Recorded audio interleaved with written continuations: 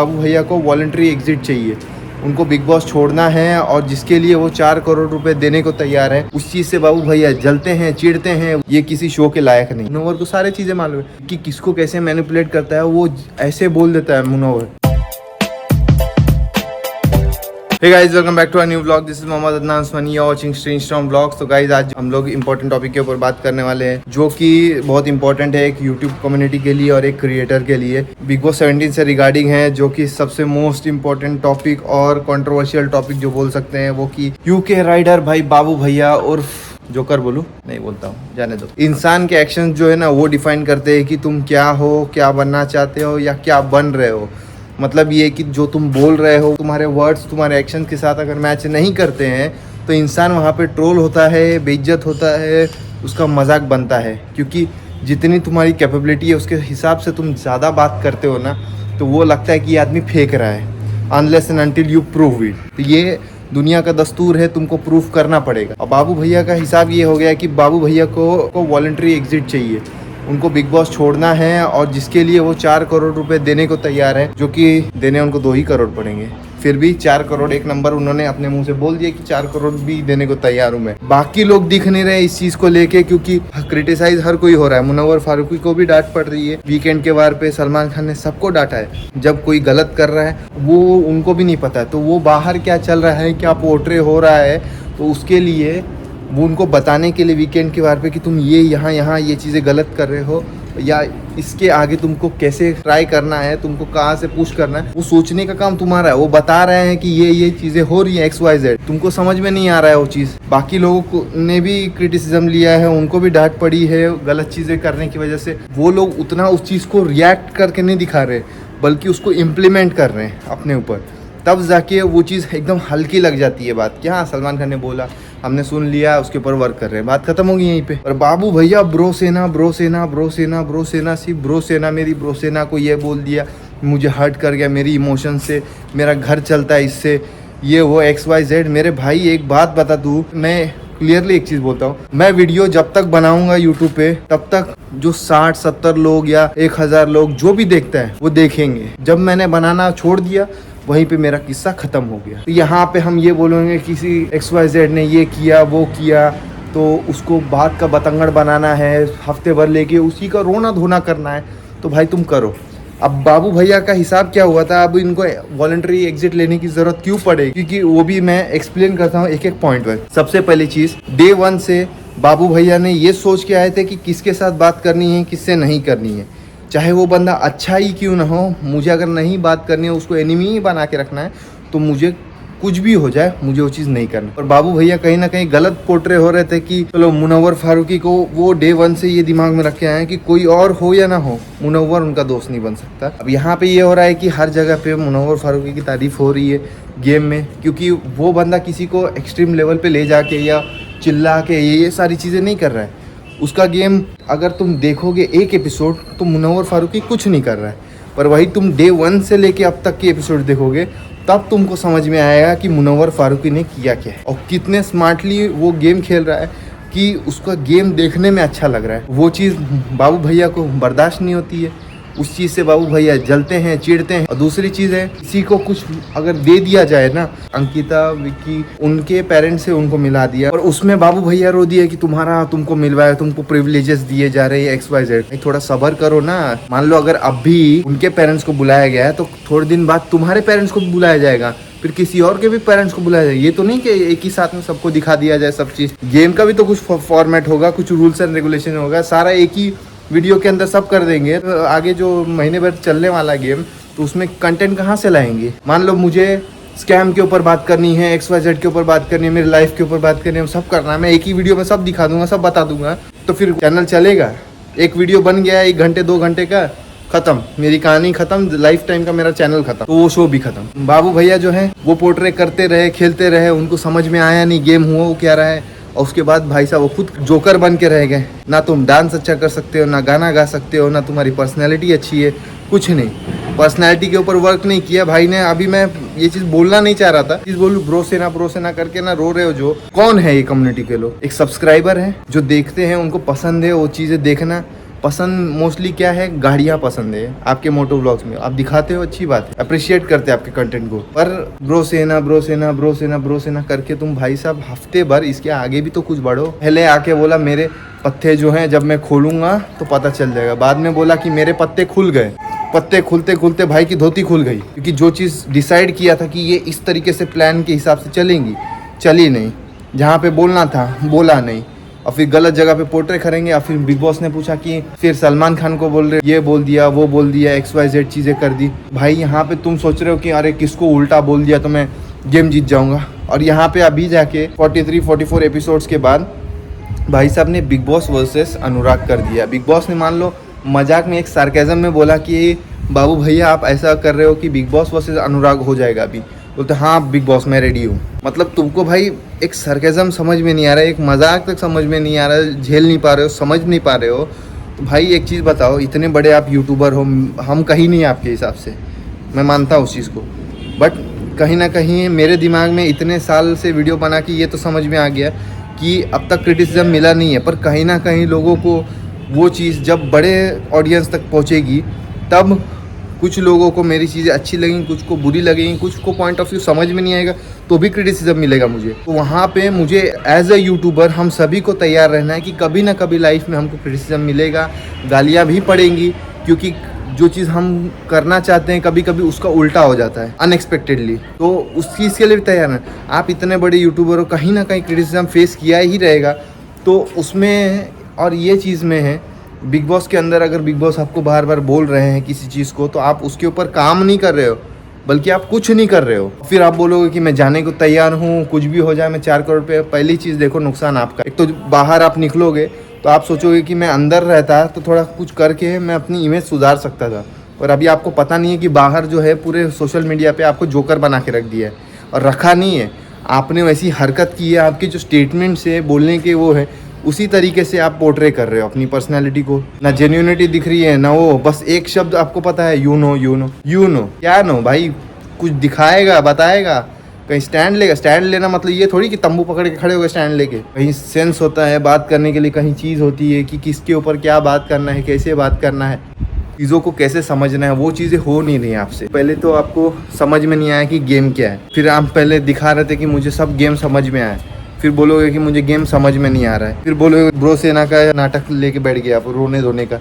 जबकि ब्रो सेना को बाहर किसी को फ़र्क नहीं पड़ता कि आप क्या कर रहे हो क्या नहीं। बस ये है कि मुझे ऐसा लग रहा है कि आप जिस पत्ते खोलने की बात कर रहे थे वो यही पत्ते हैं कि आप पूरे हफ्ते भर ब्रो सेना करके रोते रहोगे और लास्ट में फाइनल तक भी चले जाओगे इस चीज़ को लेके। पर एट द एंड कम्युनिटी खुश नहीं होगी भाई, यूट्यूब की कोई भी क्रिएटर खुश नहीं होगा इससे, ना आपके परफॉर्मेंस से।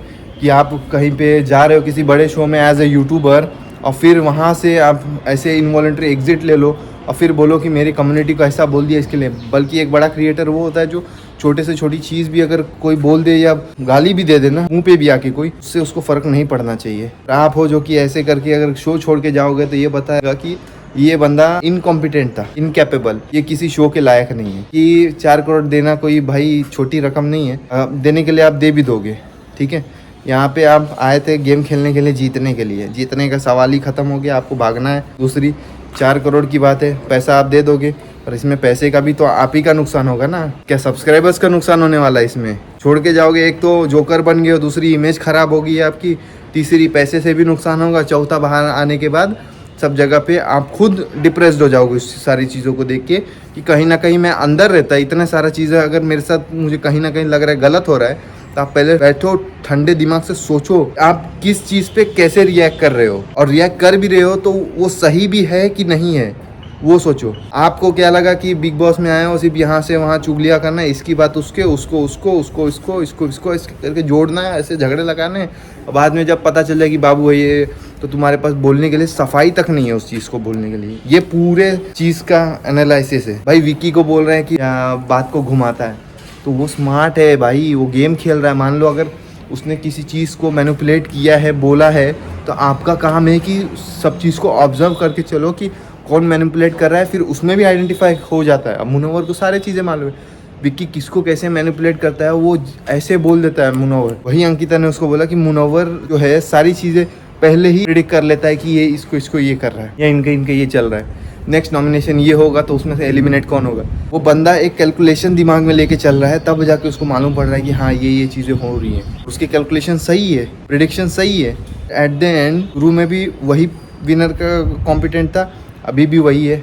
तो यहाँ पे इसके ऊपर भी हम लोग बात करेंगे कि क्या चीज़ें होनी चाहिए और कौन कौन टॉप 5 में हो सकता है, उसके प्रिडिक्शन गेम के हिसाब से करेंगे। और ये जो बुक दिख रही है इसके ऊपर मैंने सारी चीज़ें लिखी हुई है, ये भी मैं दिखाता हूँ आपको। आए थे गेम खेलने के लिए बिग बॉस 17 का, पर 17 छोड़ के भाई साहब बिग बॉस वर्सेस के साथ ये कर लिए। बिग बॉस के साथ ही तुम अगेंस्ट में वो बैठ जाओगे तो भाई साहब तुम गेम किसके जीतोगे, तुमको ट्रॉफी कौन देने वाला है। जीत भी पाओगे या नहीं पाओगे वो देखो। अब यहाँ पे कोई भी XYZ कमेंट में ये मत बोल देना कि तुम ये गलत बात कर रहे हो, तुम कौन हो, ये हो, वो सब मत करना भाई। क्योंकि जो सही चीज़ें अगर आपको नहीं समझ में आ रहा ना, सब्सक्राइबर्स को मैं बोल रहा हूँ, देखो मैं आपका टाइम वेस्ट नहीं करने वाला हूँ, ना ही बोलूँगा कि जाके बिग बॉस देखो। पर मैं अगर बैठा हूँ, कुछ चीज़ें कर रहा हूँ या और इस चीज़ के ऊपर रिव्यूज़ दे रहा हूँ, तो यहाँ पे कुछ चीज़ें सोच समझ के कर रहा हूँ, जो निकाल रहा हूँ। और at the end voluntary exit जो बाबू भैया लेने वाले थे और बोल रहे थे कि मुझे वॉलंटरी एग्जिट चाहिए, वो एग्जिट नहीं लेंगे। सीधी बात है। कहीं ना कहीं बिग बॉस जो है ये गेम है, ये शो है, शो को शो की तरह लोगे तो अच्छे से शो हो गए अपने आप। तुमको समझ में नहीं आता है कि क्या है। और मैं यही बात बोलूँगा कि इसके आगे मैं नेक्स्ट एपिसोड में ये बताऊँगा कि एक अच्छी पर्सनैलिटी किस तरीके से बनाई जाती है। क्योंकि लाइफ में कभी भी आप ऐसे फेज़ में जाओगे जहाँ पे 24 घंटे कैमरे आपके आसपास होंगे, तब आप अपने आप को फेक नहीं साबित कर सकते। और ख़ास तौर से आप ऐसे शो में जा रहे हो जो चैलेंज है, एक गेम जीतना है पर्सनैलिटी के बेसिस पे, तो आप कैसे जीतोगे।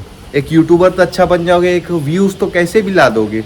एक रोस्टर के चैनल पे भी व्यूज़ आते हैं, किसी का नाम लेके किसी को गाली दे दिया तो भी व्यूज़ आते हैं। पर इससे वो बड़ा क्रिएटर नहीं बन जाता। बड़ा क्रिएटर एक पर्सनालिटी बनाओ। मान लो उसने चैनल खड़ा किया है, एक चैनल आपने खड़ा किया नंबर्स के बेसिस पे, मान लो वो चैनल अगर डिलीट हो जाए तो क्या करोगे आप। तो यहाँ पे आप कुछ कर सकते हो तो अपनी पर्सनैलिटी अच्छी बनाओ, ताकि एक चैनल अगर डिलीट होता है तो आप 10 खड़े कर सकते हो अपने बुनियाद पे, ताकि लोग आपको देखने आए, ना कि किसी मटेरियल को या कोई चीज़ आप खरीद के ला रहे हो वो दिखा रहे हो।